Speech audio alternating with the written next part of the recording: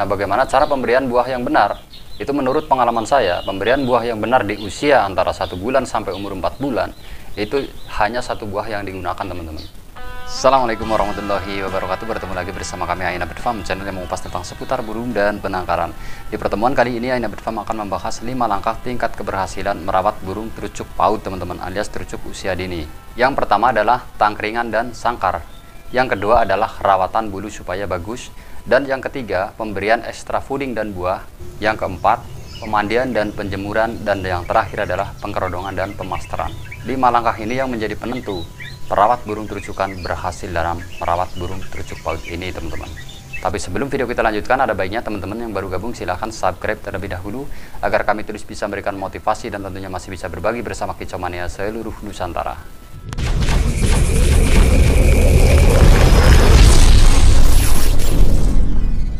Oke, kita bahas satu persatu, teman-teman. Yang pertama adalah sangkar dan tangkringan. Nah, sangkar dan tangkringan untuk terucuk paut ini itu sangat berperan untuk menjadikan burung terucukan ini menjadi lebih baik, teman-teman. Contohnya seperti tangkringan. Tangkringan jika tidak merasa nyaman burung ini, dia akan mengakibatkan berbagai macam trouble, seperti dia menjadi salto karena dia tidak merasa nyaman, teman-teman. Inilah pentingnya daripada tangkringan yang kita berikan ke burung terucuk ini. Ini sangat berpengaruh untuk masa depan burung ini sendiri, supaya burung ini merasa nyaman dan tidak trouble menjadi salto, teman-teman. Dan untuk sangkar sendiri, itu saya sarankan sangkar untuk burung terucukan yang masih paut itu digunakan sangkar yang kecil, teman-teman, tapi jangan terlalu kecil juga jangan terlalu besar. Ini ada tujuannya supaya burung ini akan bisa menjadi lebih jinak. Kalau terlalu besar juga ini berpotensi burung ini menjadi salto, teman-teman. Tapi kalau terlalu kecil juga terlalu sempit, sehingga burung ini akan rusak daripada bulunya, teman-teman.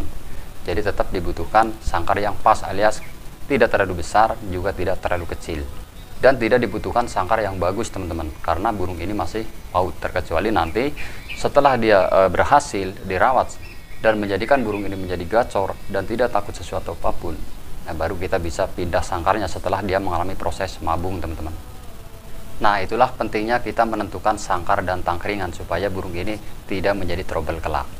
Nah, sekarang yang kedua, yaitu perawatan bulu supaya burung ini menjadi bagus bulunya nanti, teman-teman.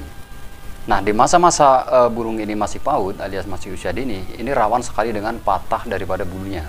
Sehingga kita harus merawat supaya burung ini tidak mudah patah dan menjadikan bulu ini bagus, teman-teman. Caranya seperti apa? Kita menggunakan extra fooding juga buah yang tidak menjadikan burung ini naik turun daripada suhu tubuhnya, teman-teman. Kita kasih contoh ya, teman-teman. Kalau kita memberikan buah terlalu selang-seling, kita memberikan extra fooding juga terlalu selang-seling, ini juga mengakibatkan naik turunnya daripada suhu tubuh burung tersebut, sehingga gampang sekali berubah-ubah dan ujung-ujungnya dia akan rusak daripada bulunya, teman-teman. Dan kasus yang paling terparah adalah bisa ciak ekor, juga bisa rontok bulu sebelum dia mabung, teman-teman, kalau kita menggunakan extra fooding dan buah terlalu serampangan. Nah, bagaimana cara pemberian buah yang benar? Itu menurut pengalaman saya, pemberian buah yang benar di usia antara 1 bulan sampai umur 4 bulan, itu hanya 1 buah yang digunakan, teman-teman. Jangan sampai diselang-seling terlebih dahulu. Nah, di video sebelumnya saya sudah membuat video, yaitu cara merawat burung terucukan yang masih umur 1 bulan, teman-teman. Yaitu kita tidak memberikan buah, melainkan kita menggunakan extra fooding jenis jangkrik, teman-teman. Ini tujuannya supaya burung ini doyan jangkrik, karena banyak sekali burung terucukan yang tidak doyan jangkrik, teman-teman. Jadi kita harus melatih dari dini, dari usia 1 bulan, teman-teman.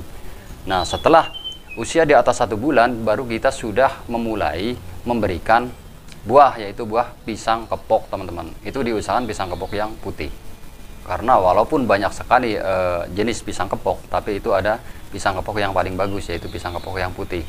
Jadi dia tidak mudah untuk berlendir ya, teman-teman. Jadi dia sifatnya itu walaupun dia kena panas, kena dingin, tapi dia teksturnya tetap sama. Itu bisa kita gunakan di umur 1 bulan sampai umur 4 bulan. Saran saya itu jangan diselang-seling dulu, karena ini sangat penting bagi naik turunnya suhu tubuh burung tersebut, yang tadi sudah saya bilang, teman-teman. Nah, itu dari segi buahnya. Sekarang dari segi extra foodingnya. Kalau extra foodingnya kita bisa berikan jangkrik, teman-teman. Jangkrik pun itu harus tahu kekuatan daripada burung tersebut.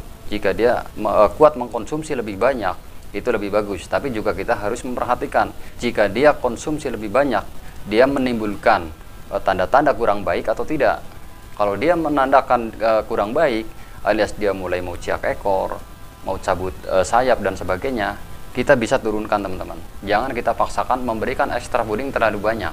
Tapi kalau dia kuat banyak, itu tidak masalah, karena semakin banyak extra fooding yang masuk, itu semakin bagus untuk mempercepat daripada kegacoran burung tersebut teman-teman.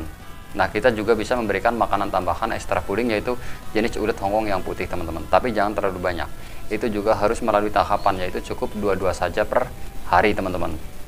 Jadi 2 pagi 2 sore. Nah, penggunaan buah dan ekstra puding inilah yang menentukan daripada tumbuh bagusnya bulu burung tersebut teman-teman. Makanya ini wajib kita lakukan, jangan sampai telat per harinya teman-teman. Nah, selain ekstra puding dan buah, kita juga bisa menambahkan kalsium tambahan, yaitu kalak teman-teman. Di video sebelumnya saya sudah bahas bagaimana cara pemberiannya kalak yang benar teman-teman. Ini adalah kalsium dosis tinggi. Ini berfungsi untuk menguatkan daripada batang lidi burung tersebut supaya tidak mudah patah dan pertumbuhan bulu yang lebih bagus teman-teman. Nah, oke, yang selanjutnya adalah pemberian buah dan ekstra fooding. Ini masih pemberian buah dan ekstra fooding. Nah, selain pemberian buah dan ekstra fooding untuk memperbaiki daripada pertumbuhan bulu, ini juga bisa berfungsi untuk membuat burung ini rajin bunyi teman-teman. Pastinya karena gizi dan nutrisinya tercukupi, pastinya burung ini akan lebih rajin bunyi. Semakin dia rajin bunyi, semakin dia akan cepat gacornya teman-teman. Dan oke, yang selanjutnya yaitu yang keempat teman-teman, yaitu penjemuran dan pemandian. Jika kita salah dalam penerapan pemandian juga penjemuran ini juga bakal menjadi trouble buat burung tersebut teman-teman. Karena pemandian burung yang masih PAUD itu berbeda dengan pemandian burung yang sudah dewasa teman-teman. Nah, kalau untuk pemandian burung yang masih PAUD alias usia dini ini, itu tergantung dari diri kita sendiri sebenarnya. Maunya seperti apa? Artinya, mau burung yang jinak banget atau yang semi jinak teman-teman. Jadi kita bisa atur sendiri. Kalau mau yang jinak banget, karena ini yang masih usia dini ini, itu masih mudah sekali untuk dilatih. Supaya burung ini terlalu jinak, itu bisa dielus ya teman-teman. Ini dimandikan dengan cara dipegang seperti burung perkutut teman-teman. Ini akan menjadi lebih jinak sekali. Tapi kalau untuk semi jinak, itu juga harus dilakukan secara disemprot dengan sprayer teman-teman. Dan gantungnya jangan terlalu rendah. Ini kalau untuk yang semi jinak. Karena masing-masing orang itu biasanya berbeda-beda. Ada yang senang jinak, ada yang senang semi giras dan sebagainya.